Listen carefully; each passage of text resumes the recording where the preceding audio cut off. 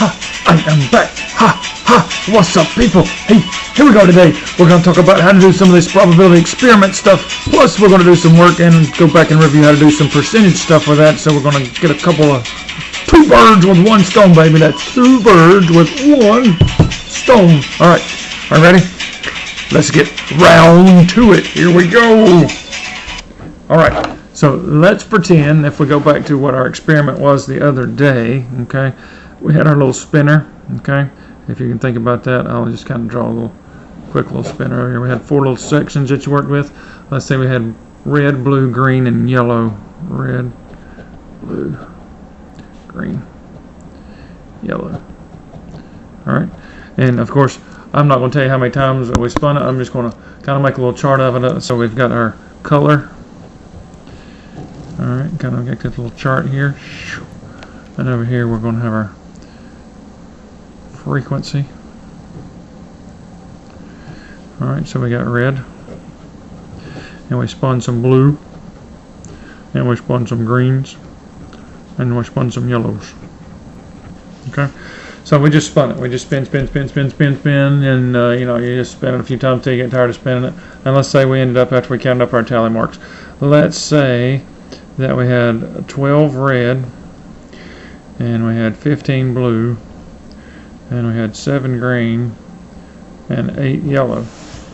Alright, and that's what we got. Okay, we got the colors we spun, we got the frequency that it happened, and now we got to work some stuff from there. Okay, so from here, okay, we'll make a little column over here that says probability. And this probability that we're getting is the experimental probability, okay? So we're not doing anything with theoretical here, okay? These probabilities that we're filling out are the experimental probabilities. So the first thing we got to do is we got to count these up and see what the total is down here, okay? So we'll put my little word total down here. And let's just count these up and see how many times we actually spun it, because I don't even know. All right, so we got 8 plus 7 is 15 here. 15 plus 5 is 20. 20 plus 2 is 22. Carry my 2 there, so that's 2. Alright, so that means we did 42 total spins. 42 total spins, right round, baby, right round, 42 times. Alright, so now when we write the experimental probability, we got red 12 times out of 42. So that would be 12 out of 42, and we'll say, hey, you know what, I think I can simplify that 12 out of 42 some, because I know both of those are even.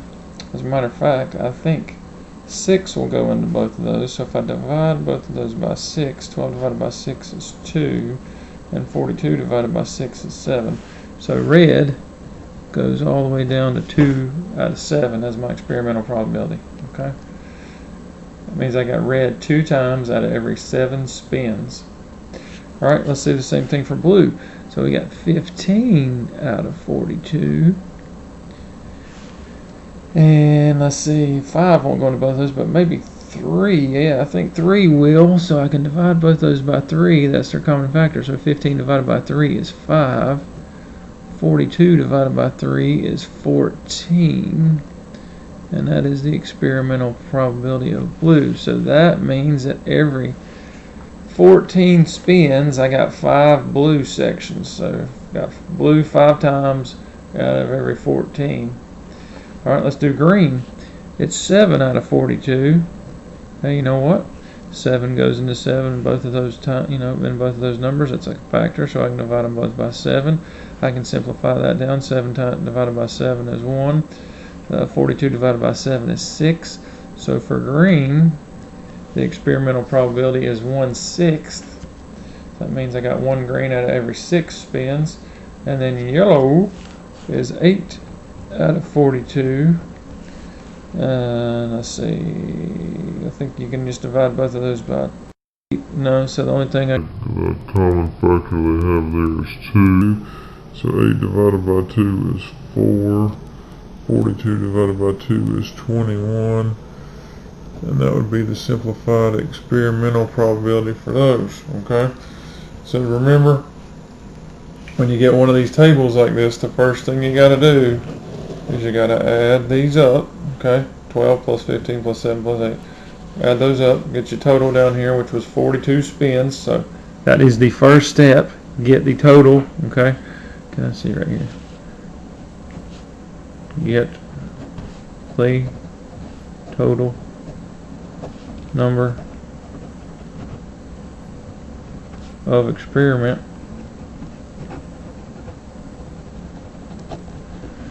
okay, so make sure you get the total number. That's number one.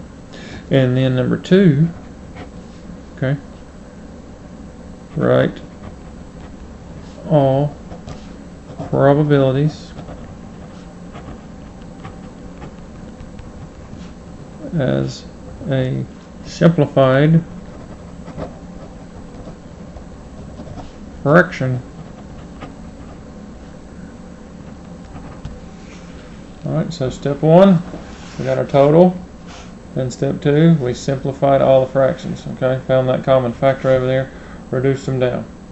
Now, third thing we're going to do is we're going to take each probability and change it into a percentage.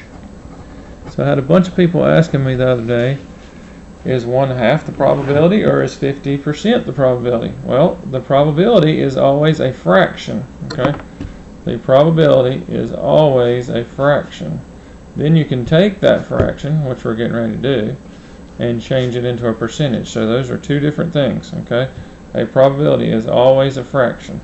Then you can take that fraction and turn it into a percentage. Alright, so now I'm going to take these colors. I've got red is 2/7 and blue is 5/14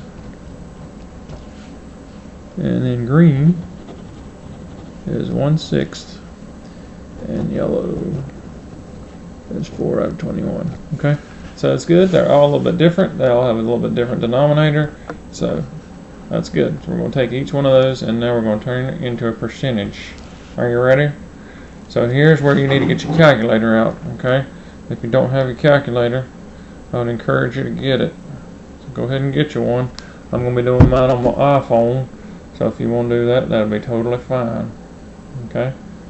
So, first of all, we've got red is 2/7. Okay? So I'm going to show you a couple different ways you can do it, okay? If you'll remember back to the beginning of the year, we would take these and we'd set them up in a little proportion. So we'd do 2 divided by 7 equals x over 100. Glitch, had a little glitch in the system there, okay? So we can set them up as a proportion. So I'm just going to write them all like that real fast. So we got 5/14. And we want another percentage. We put x over 100. 1/6 equals x over 100. Yellow, 4/21 would equal x over 100. Okay, so all of these would be considered in a percent proportion. Then you do 7x equals 200. And then of course you divide by 7 on both sides. So we go over here to our little calculator and we do 200 divided by 7. And it looks like that'd be about 28.6%. Okay, 28.6. I'm going to take and round that up to a 6 right there. So 28.6% for red. 28.6%. And that is for red. Hope you can see that alright. I'll scoot it up just a little bit more. Slide the computer back. Alright. So do the same thing here. 14 times x, 14x. 5 times 100 is 500. And then of course we're going to divide by 14 on both sides. Those 14s will cancel out. So here, I'm doing 500 divided by 14. 500 divided by 14. Looks like that's about 35.7%. Okay. 35.7% for blue. Alright, let's go to green. It's going to be a nice easy one. 6 times x is 6x. 1 times a hundo is a hundo. And then of course you're going to do 100 divided by 6. And so if we do 100 divided by 6. You can see that's going to be, if I round that, that's going to be about 16.7% for green. Alright, we got one more left. That'd be yellow. 21 times x here is 21x. 4 times a hundo is 400. You got to divide both sides by 21. And let's see what 400 divided by 21 is. You ready? 400 divided by 21. That looks about 19%. That's not close enough to make it 19.1, so we'll just leave it 19. If you want to put a 0.0 on the end, you can. And that would be yellow is 19%. Okay? Again, if you want to add these 4 up, it should be really close to 100. So real fast over here to the side, I'm just going to add them up. So I got 28.6 plus 35.19. And what do you know? When you add those up, that equals 100%. So there you go. Alright. So folks, that's how you do it. That's how you take your stuff here and take our little experimental results we have from up here. Just again real fast. You want to take and add all those up, get your total number of experiments from your little table. Then you want to come over here second and write them as a fraction, because the probability is always a fraction. Simplify her down there, like we did here for our color. Then our third step would be, we're going to take each one of those and turn them into a percentage. Just write the little proportion like we did earlier in the year, the little cross products here, and solve them out. Go to the nearest tenth place, okay? And then when you get down here, if you want to know you've done it right, just add those up. And they should be close to, if not equal to 100%. Alright, that's all I got for you today. If you happen to know the song, you can send it to me. I don't think many of you probably know it, but if you do, send it away. And I hope you have a great day. Ciao for now, baby! Peace!